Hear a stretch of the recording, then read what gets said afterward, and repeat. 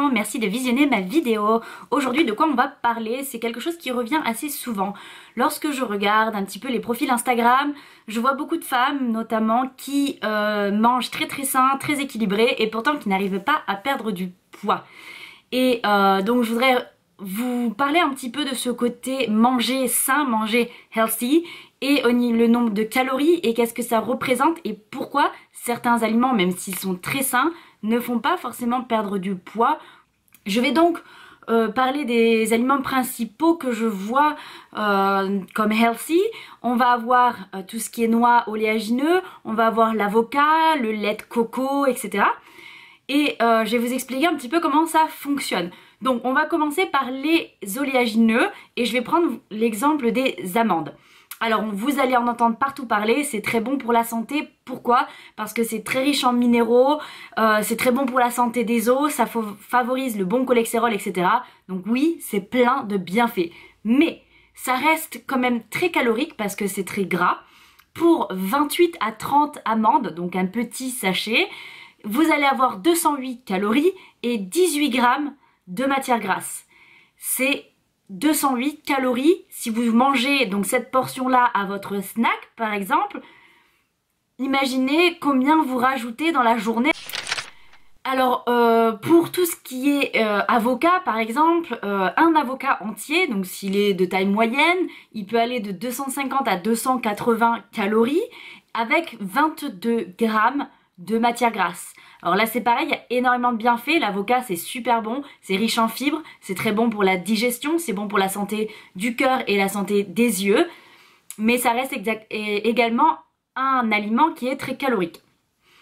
Pour ce qui est ensuite du lait de coco, alors le lait de coco ça a plusieurs avantages, notamment pour ceux qui digèrent très mal les produits laitiers, ça peut être un très bon substitut. De plus, c'est très bon pour la santé du cœur, de la peau et des cheveux. Mais il faut savoir que pour 100 g de lait de coco, vous allez avoir 230 calories et 24 g de matière grasse. Alors si vous l'utilisez dans un repas pour remplacer la crème fraîche, c'est très bien parce que vous allez avoir un peu moins de graisse saturée. Les graisses dans le lait de coco vont être bien meilleures que celles de la crème fraîche. Mais au niveau des calories, il va pas y avoir une grande différence. Donc il faut aussi apprendre à gérer les portions. Pour tout ce qui est ensuite beurre de noix, beurre d'oléagineux, la grande mode ça va être le beurre de cacahuète. Moi personnellement j'adore le beurre de cacahuète, j'en suis une grande fan. L'avantage c'est que c'est une très bonne source de protéines et en plus c'est très riche en vitamines et minéraux et évidemment c'est du bon gras aussi qui va favoriser le bon cholestérol et pas le mauvais. Seulement il faut savoir que pour 32 grammes de beurre de cacahuète, donc 32 grammes c'est une cuillère à soupe, c'est pas énorme, et bien ça va vous faire 210 calories et 16 grammes de matière grasse. Donc encore une fois ça reste très calorique. Je vais vous montrer à la suite de cette vidéo les petits déj les plus courants qu'on entend beaucoup parler en ce moment, notamment sur les réseaux sociaux, ça va être les bol cakes. Les bol cakes, c'est très bien, c'est plein d'aliments très sains. Seulement, je vais vous montrer qu'en comparant deux bol cakes, exactement pareil visuellement, et pourtant il va y avoir plus de 150 calories de différence dans les deux, et je vais vous expliquer pourquoi. Ensuite, qu'est-ce qu'on va voir beaucoup? Ça va être le miel, ou tout ce qui est ces sources de sucre naturel. Donc ça c'est très bien aussi dans le sens où tout ce qui est sucre raffiné, il n'y a rien de pire, hein, comme tout ce qui est produit industrialisé. Donc c'est bien de pouvoir le remplacer dans quelque chose qui va sucrer mais naturellement. Par contre, du sucre reste du sucre. N'oubliez pas cette phrase parce que le miel ça a beau être bien meilleur pour la santé que le sucre raffiné, ça reste du sucre. Pour 100 g de miel, vous allez avoir 300 calories, donc 82 g de sucre. Donc oui, vous pouvez en rajouter légèrement pour si vous aimez le goût sucré. Ensuite, il y a un truc quand même que je voudrais voir un petit peu, c'est que quand on souhaite perdre du poids au début et qu'on n'y connaît rien, on a tendance à se dire qu'on va manger des salades. Donc quand on va à la sandwicherie à midi parce qu'on n'a pas le temps de préparer son plat, on va dire c'est pas grave, je prendrai une salade. Il faut savoir que parfois une salade, c'est bien plus calorique qu'un sandwich. Et ça, on a tendance à l'oublier. Parce qu'en fait, la salade de crudité, c'est top parce que ça va être très riche en fibres, très bas en calories et très riche en vitamines, mais le problème souvent qu'il y a là-dedans, ça va être les sauces qu'on y rajoute. Les sauces, ça peut très vite transformer un bon petit bol de crudité en un bol de calories et qui va vous faire aussi prendre du poids. Donc lorsque vous achetez votre salade ailleurs, au restaurant ou dans un petit boui-boui, pensez à demander déjà la sauce sur le côté pour pouvoir gérer votre portion, ou alors tout simplement à demander du vinaigre et de l'huile d'olive et faire votre sauce vous-même en contrôlant également les quantités, parce que l'huile d'olive est un des éléments qui est très bon pour la santé, mais qui reste également très calorique, donc à gérer les quantités. Moi, qu'est-ce que je recommande, c'est que tout ce qui est choses comme ça, de vraiment contrôler la portion et de se limiter pour ce qui est lait de coco, huile d'olive, etc. à 1 cuillère à soupe par jour maximum si vous voulez perdre du poids. Pour tout ce qui est beurre de cacahuète, amandes, avocat, c'est pareil, un avocat, limitez-vous à un demi-avocat par jour, pas plus. Pour les amandes, seulement une petite portion. Généralement, je recommande seulement 10 à 15 amandes par jour au grand maximum, etc. Pour vraiment que ce soit dans une optique de perte de poids. Par contre, ne supprimez pas ces aliments, bien au contraire, parce que ça va être très bon pour votre santé. Mais ce qui est bon pour la santé ne veut pas dire perdre du poids.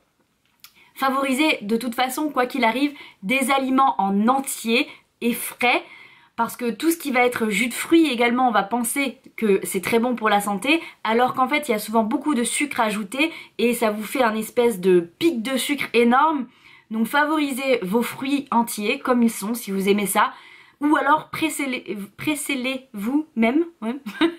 et voilà. Allez, on passe à la suite. Je vous montre un petit peu concrètement dans la pratique qu'est-ce que ça donne.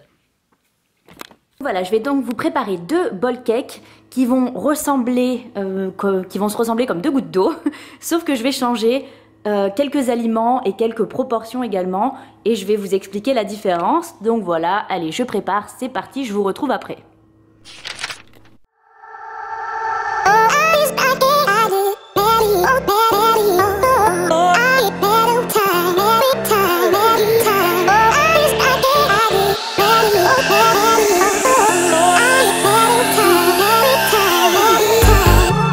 Que j'ai bien mis le bazar dans la cuisine, je vais pouvoir déguster parce que j'ai un peu faim, pas les deux hein, mais en gros voilà, celui-là est plus calorique que celui-là et pourtant il ressemble comme 2 gouttes d'eau. Je vais vous expliquer pourquoi. Celui-là c'était celui que je mangeais lorsque j'étais en perte de poids, parce qu'il a quasiment, je vais vous mettre toutes les macros, hein, mais au moins presque 100 calories de moins que celui-ci que je vais manger aujourd'hui parce que je ne suis plus en perte de poids. Mais bon voilà, donc je mange parce que franchement ça a l'air grave appétissant dans la cuillère et je vous explique ce qu'il se passe.